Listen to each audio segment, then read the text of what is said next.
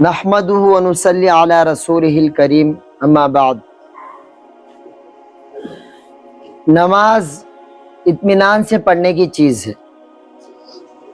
نماز میں ادھر ادھر التفات کرنا، ادھر ادھر حرکت کرتے رہنا، یہ ہلاکت کا ذریعہ ہے۔ اللہ کے نبی صلی اللہ علیہ وسلم نے فرمایا یہ ہلاکت ہے، پسندیدہ عمل نہیں ہے۔ اس لیے اپنے آپ کو ادھر ادھر حرکت کرنے سے، ادھر ادھر التفات کرنے سے اپنے آپ کو بچائے رکھے اور اطمینان کے ساتھ نماز ادا کرے۔ آپ صلی اللہ علیہ وسلم کا عمل حضرت ابن عباس رضی اللہ عنہما سے روایت ہے، نبی صلی اللہ علیہ وسلم اپنے دائیں اور بائیں اپنے نگاہ کو پھیرتے تھے اور اپنی گردن کو پیٹھ کی طرف نہیں کرتے تھے نماز کی حالت میں، البتہ نماز میں آنکھوں سے ادھر ادھر نظر کر لیتے تھے، ادھر ادھر۔ یلحظو فی الصلاۃ یمینا و شمالا، یعنی اپنے دائیں اور بائیں آنکھوں سے نظر کرتے تھے، اپنے گردن کو پیٹھ کی طرف نہیں کرتے تھے۔ باب ما جاء في قتل الأسودين في الصلاة. عن أبي هريرة قال قال رسول الله صلى الله عليه وسلم اقتلوا الأسودين في الصلاة الحية والعقرب. الحیۃ والعقرب، الحية والعقرب رواه الترمذي وأحمد وأبو داود۔ اب نماز پڑھ رہے ہیں، اچانک سانپ آ گیا نماز کی حالت میں یا بچھو آ گیا، کیا کرے؟ جان کا خطرہ ہے۔ آپ صلی اللہ علیہ وسلم کا عمل ہے کہ اقتلوا الاسودین، دو کالوں کو مارو۔ نماز کی حالت میں دو کالوں کو مارو، یعنی سانپ اور بچھو۔ ایک لطیفہ مجھے یاد آ گیا، ہمارے استاد جب مشکات پڑھاتے تھے تو ہمارے بازیں ادھر ادھر بھی ہمارے ساتھیاں بیٹھ کو تھے، ہمارے استاد ہے نا، دو کالوں کو مارو نماز میں، تو یہ یہاں کالے سے مراد انسانہ نہیں ہے بلکہ سانپ اور بچھو ہے، یعنی سانپ اور نماز میں بچھو آ گیا تو کیا بولتے اسے؟ اسود، یعنی مطلب ایک ہے عمل قلیل، ایک ہے عمل کثیر۔ عمل قلیل بولتے ہیں چھوٹا عمل، نماز میں سانپوں کو مارنا، سانپ کو مارنا، بچھو کو مارنا اس انداز سے کہ وہ عمل قلیل سے ہو جائے۔ عمل قلیل کسے بولتے ہیں؟ عمل کثیر کس کو کہتے ہیں؟ عمل کثیر کہتے ہیں اگر دیکھنے والا ہم کو یہ سمجھے کہ نماز میں نہیں ہے تو اس کو بولتے ہیں عمل کثیر۔ تو اگر عمل کثیر کے علاوہ سے وہ سانپ اور بچھو کو نماز میں مار دیتا ہے تو اس کی اجازت۔ اب لیا ہے لکڑی لے کو مارو، آواز نہ کرتا ہے تو اسے عمل قلیل کام بولیں گے؟ سمجھے نہیں؟ تو عمل قلیل سے کیا کر دینا؟ قوف سے قلیل ہے، خاص سے قلیل دوست کو کہتے ہیں، قوف سے قلیل چھوٹے عمل کو، بغیر آواز کے، بغیر شغب کے عمل قلیل کے ذریعے، یعنی ایسے عمل دیکھنے والا یہ نہ سمجھے کہ یہ نماز میں نہیں ہے تو اس انداز سے اگر مارتا ہے تو شریعت اس کو اجازت دیتی ہے۔ تو آگے آ رہا ہے عمل قلیل اور عمل کثیر کے بارے میں۔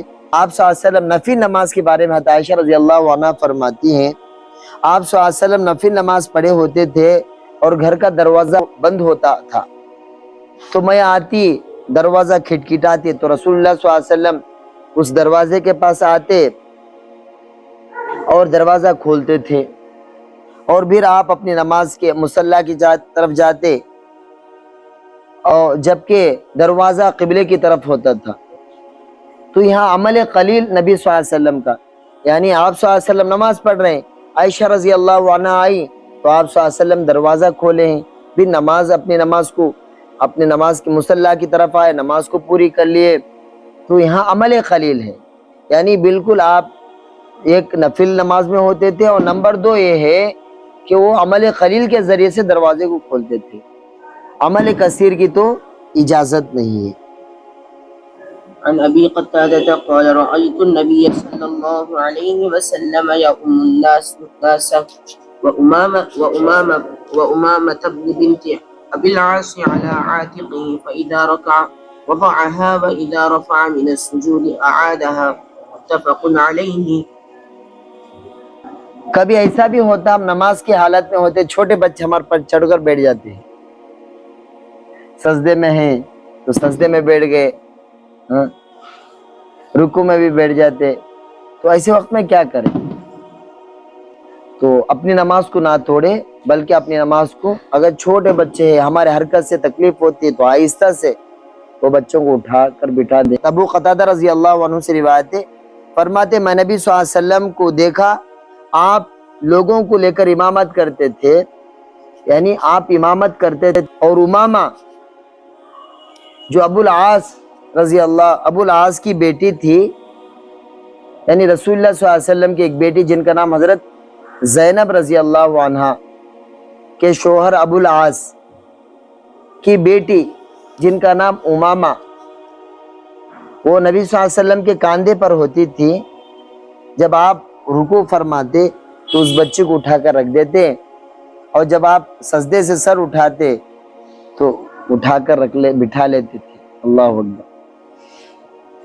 یہ ہے یعنی عمل قلیل کے ذریعے سے اس عمل کو کرتے. آج کل لوگ موبائل آیا، رنگ ٹون بجا، فون اٹھا رہے، دیکھ لے رہے ہیں کون آیا کیا ہے، پھر پورا پلے کو رکھ رہے ہیں. اب بولو یہ عمل خلیل ہے یا عمل کثیر ہے؟ عمل کثیر ہے.